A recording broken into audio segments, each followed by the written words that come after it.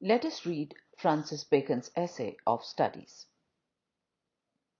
Studies serve for delight, for ornament, and for ability. Their chief use for delight is in privateness and retiring, for ornament is in discourse, and for ability is in the judgment and disposition of business. For expert men can execute, and perhaps judge of particulars one by one. But the general counsels and the plots and marshalling of affairs come best from those that are learned. To spend too much time in studies is sloth.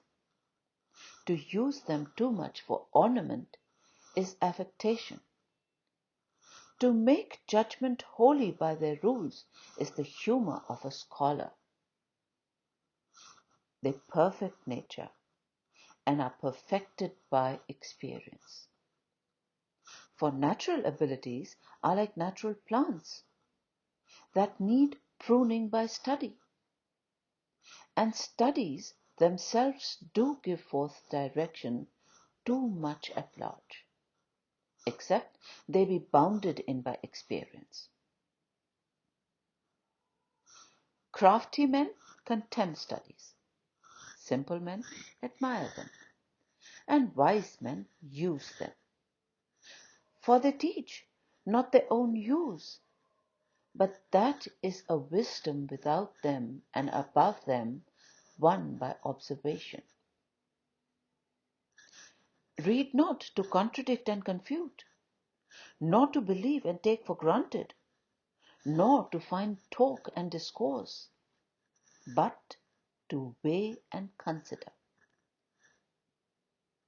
Some books are to be tasted, others to be swallowed, and some few to be chewed and digested.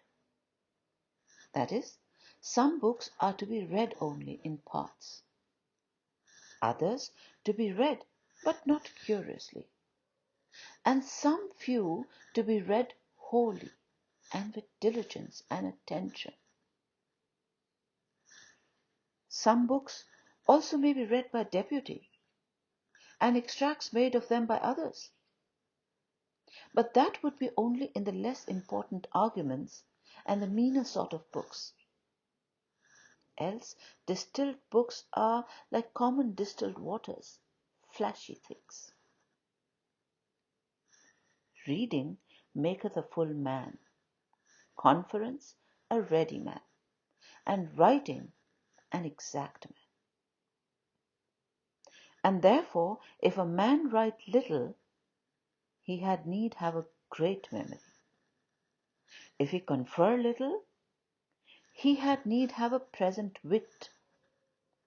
And if he read little, he had need have much cunning, to seem to know that he doth not. Histories make men. Histories make men wise, poets witty.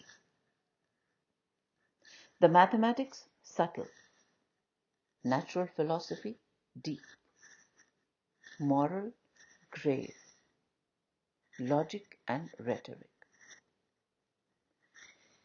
Able to contend, abune studia in mores. Nay, there is no stone or impediment in the wit, but may be wrought out by fit studies. Like as diseases of the body may have appropriate exercises. Bowling is good for the stone and reins, shooting for the lungs and breast, gentle walking for the stomach, riding for the head and the like. So if a man's wit be wandering, let him study the mathematics, for in demonstrations, if his wit be called away never so little, he must begin again. If his wit be not apt to distinguish or find differences, let him study the schoolmen, for they are semine sectores. If he be not apt to beat over matters and to call up one thing to prove and illustrate another, let him study the lawyer's cases. So every defect of the mind may have a special receipt.